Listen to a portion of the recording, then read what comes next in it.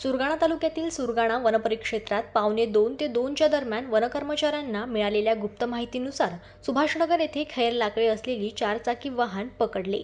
वनकर्मचारी पाहणी करत असताना चालक व साथीदार फरार झाला। या वाहनात खैराचे 8 नग आढळले आहे।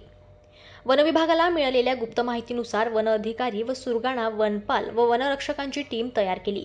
त्यांनी सुभाषनगर येथे संशयित वाहन ताब्यात घेतले असताना चालक व साथीदार अंधाराचा फायदा घेत रस्त्याच्या बाजूला वाहन सोडून जंगलात फरार झाले। वाहनात 0.461 घनमीटर लाकूड मिळाले असून त्यांची किंमत 6,707 रुपये व 1,80,000 रुपयांची 4 चाकी वाहन असा एकूण 1,86,707 रुपयांचा मुद्देमाल जप्त केला। वाहन पुढील तपासणीसाठी सुरगाणा वनपरिक्षेत्र अधिकाऱ्यांनी ताब्यात घेतले। खैर तस्करांच्या विरोधात गुन्हा दाखल करण्यात आला आहे। या कारवाईत वनपरिक्षेत्र अधिकारी विजय वेलकर, वनरक्षक गणेश वाघ, तुकाराम चौधरी, भटू बागुल, विठ्ठल चौधरी यांनी भाग घेतला। जनमत लाईव्ह न्यूजसाठी बोरगावमधून लक्ष्मण बागुल यांची रिपोर्ट।